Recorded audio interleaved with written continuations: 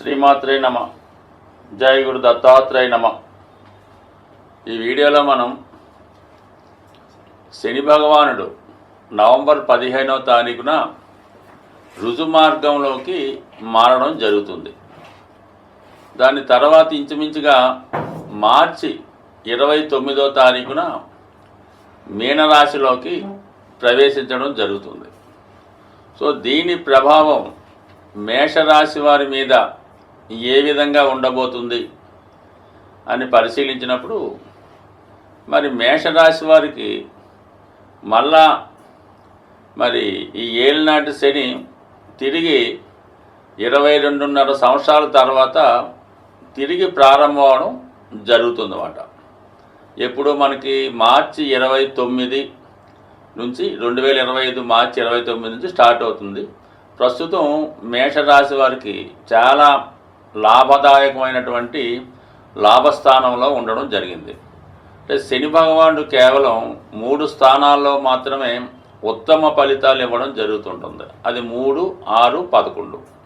మిగతా 9 భావాల్లోనూ ఏదో విధంగా జాతకుడిని తన కారకత్వాల ద్వారా ఉన్నటువంటి భావం ద్వారా ఇబ్బంది పెట్టడం జరుగుతూ ఉంటుంది. అయితే ప్రస్తుతం ఈ 11వ భావంలో ఉన్నటువంటి శని భగవానుడు ప్రస్తుతం వక్రగమనంలో ఉన్నాడు.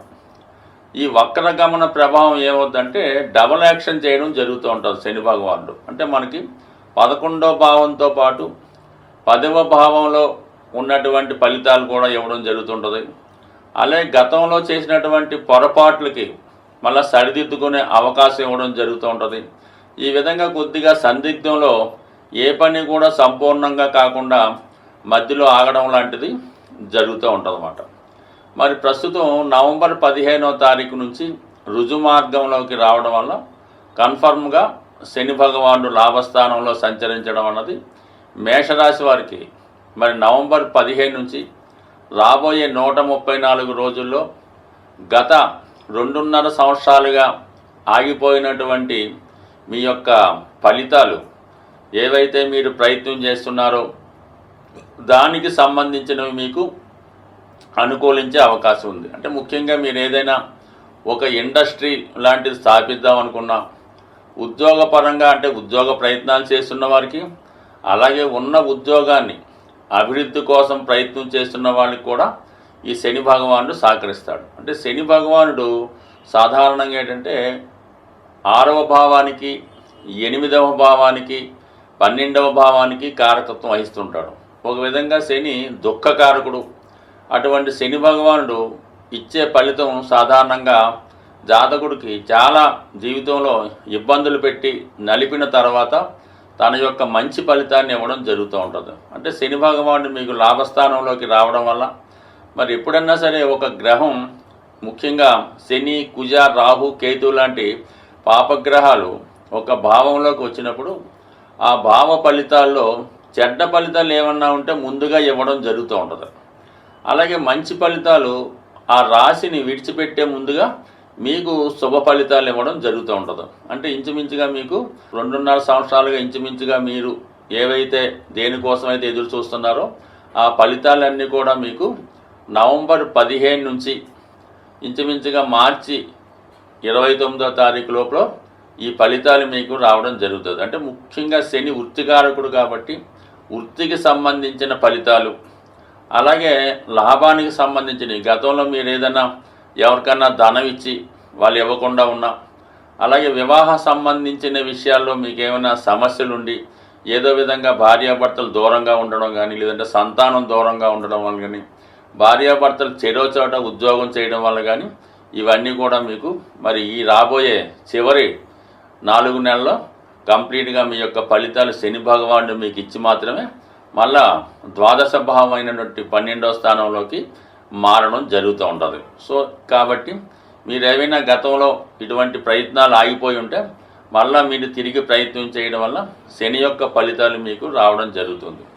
అలాగే అష్టమ భావానికి కూడా కారకత్వం వహించడం వల్ల మరి ప్రస్తుతం అష్టమ భావ కారకుడు అయినటువంటి శని భగవానుడు లాభస్థానంలో సంచరించడం వల్ల కేవలం మేషరాశి వారికి మాత్రమే మీకు ఇన్సూరెన్స్ ద్వారా, అలాగే మీ యొక్క పూర్వీకులు కానీ మీ యొక్క వారసులు అంటే మీకు పెద్దవాళ్ళు ఎవరైనా ఉండి వాళ్ళు వారసులుగా మీకు ఉంటే వాళ్ళు మీకు ఏమైనా స్థిరాస్తి రాసి ఉన్నా, మీ పేరుతో ఇన్సూరెన్స్ చేసి ఉన్నా, లేదంటే వాళ్ళ యొక్క మరణం తర్వాత వారసులు ఎవరు లేకుండా ఉండడం వల్ల అటువంటి ఆస్తి మీకు సంక్రమించే అవకాశం ఉంది. మీది కాని ధనం మీకు ఈ సమయంలో రావడం జరుగుతుంటుంది కాబట్టి మరి కూడా మరి ఒక విధమైనటువంటి అదృష్టంగానే భావించవచ్చు. శని ఎప్పుడు కూడా మనం కష్టాన్ని బట్టి, మన నిజాయితీని బట్టి, మనకి ఏదైతే డిజైరో, మనకి ఏదైతే అర్హత ఉందో దానిని మాత్రమే శని భగవానుడు ఇవ్వడం జరుగుతుంటుంది. అర్హత లేని వాటి కోసం ఎంత ప్రయత్నం చేసినా రానే రాదు కాబట్టి సో ఏదైనా జాతక పీఠికలో ఉన్నప్పుడు మాత్రమే గోచారంలో ఉన్నటువంటి శని ఇవ్వడం జరుగుతుంది కాబట్టి అది కూడా ప్రేక్షకులు 100% గమనించాలి. ఏదో ఆకస్మిక ధనలాభం, లాటరీ లాంటిది వచ్చే అవకాశం ఉందని వీడియోలో చెప్పినంత మాత్రాన అది అందరికీ వర్తించదు. అది ఏదో కొద్ది మందికి వాళ్ళు ఏదో ఇన్సూరెన్స్ చేసి ఉన్నా, ఆ ప్రయత్నం చేస్తున్న వాళ్ళకి మాత్రమే వస్తుంది తప్ప మరి మేషరాశి ప్రతి ఒక్కరికి కూడా ఈ ఇన్సూరెన్స్ ద్వారా పెద్దవాళ్ళ ద్వారా వచ్చే అవకాశం ఉండదు. బట్ ఏదైనా కొంత లాభం మాత్రం ఉంటుంది. మీకు ఏదైనా రావాల్సి ఉంటే ఈ సమయంలో తప్పకుండా అది మీకు అనుభవంలోకి రావడం జరుగుతుంది. శని యొక్క ప్రభావాన్ని నుంచి అంటే చెడు ఫలితాన్ని నుంచి తప్పుకోవాలంటే ఏకైక మార్గం చాలా క్రమశిక్షణతో మెలగడం అన్నది చాలా ఇంపార్టెంట్ అయిన విషయం. ఎక్కువగా దేహానికి అంటే శరీరానికి కష్టం కలిగించే విధంగా చేయు పనులు చేసినప్పుడు శని యొక్క అనుగ్రహం కలుగుతుంది. తగు విధంగా ఆరోగ్యం కూడా రావడం జరుగుతూ ఉంటుంది. సో ముఖ్యంగా ప్రతిరోజు కొద్దిసేపైనా నడక, అలాగే చిన్న చిన్న పనులు నడిచి చేసుకోవడం వల్ల కూడా కొంతవరకు ధనం ఆదా అవుతుంది.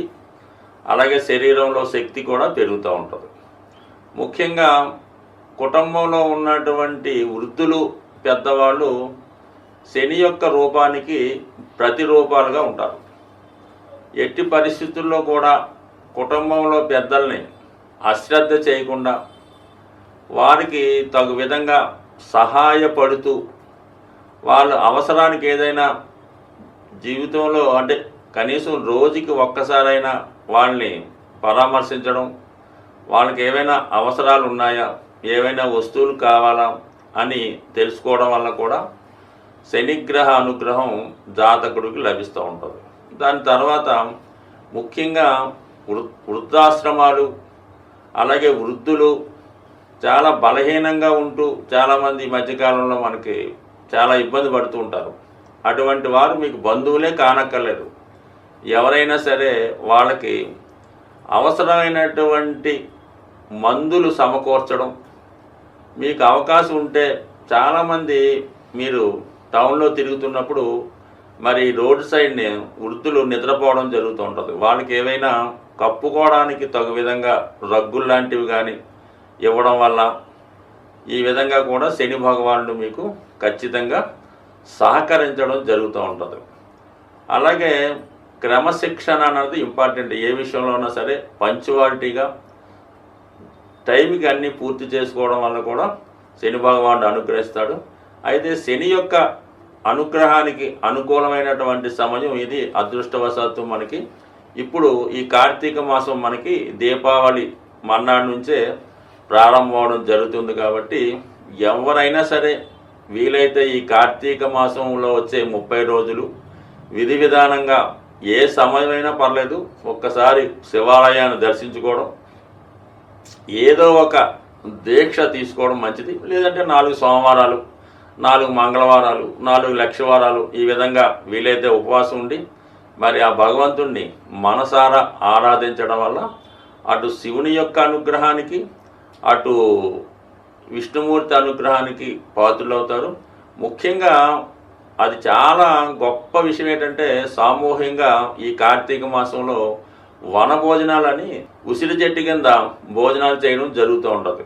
అలా వీలుంటే ఒక్కసారి మీరు కూడా ఈ ఉసిరి చెట్టు కింద మరి చక్కగా అందరితో కలిసి సహంగా భోజనం చేయడం వల్ల మీరు వీలుంటే కొంతమందికి మీరు ఇటువంటి భోజనాలు ఏర్పాటు చేయడం వల్ల కూడా ఖచ్చితంగా ఈ అనుగ్రహం మీ మీద లభిస్తూ ఉంటుంది. అలాగే ఈ కార్తీక మాసంలో లక్ష్మీ అమ్మవారికి ఈ ఉసిరికాయలు అంటే పెద్ద ఉసిరికాయలు కనీసం అంటే లెక్కతో సంబంధం లేదు, కొన్ని అమ్మవారికి సమర్పించి అవి మీ దగ్గర మీ ఇంట్లో దాచుకొని వీలైనప్పుడు దాన్ని ఉపయోగించడం వల్ల కూడా మరి లక్ష్మీ అనుగ్రహం, శివుని అనుగ్రహం ఇవన్నీ కూడా ఈ కార్తీక మాసంలో మీకు లభిస్తూ ఉంటాయి. కాబట్టి ఎవరి ఆచారాన్ని బట్టి, ఎవరి అవకాశాన్ని బట్టి విధి విధానంగా ఇది పాటించండి. ఇవేమీ చేయలేము అనుకున్న వాళ్ళు కేవలం ఓం నమశివాయ అనే శివపంచాక్షరి మంత్రాన్ని, దానికి ఏమీ సమయం అక్కర్లేదు, మాసం అక్కర్లేదు, నెల అక్కర్లేదు, మీకు ఎప్పుడు తోస్తే అప్పుడు ఈ యొక్క మంత్రాన్ని మీరు కనీసం మీకు ఎన్నిసార్లు వీలైతే అన్నిసార్లు మనసులో అనుకున్నా సర్లేదు, బయటికి అనుకున్నా పర్లేదు, ఖచ్చితంగా చేయడం వల్ల మరి ఎంత రుణ బాధలున్నా, ఎంత ఈది బాధలున్నా వాటి నుంచి ఈ శివనామ స్మరణతో 100% బయటపడడం జరుగుతుంది. స్వస్తి.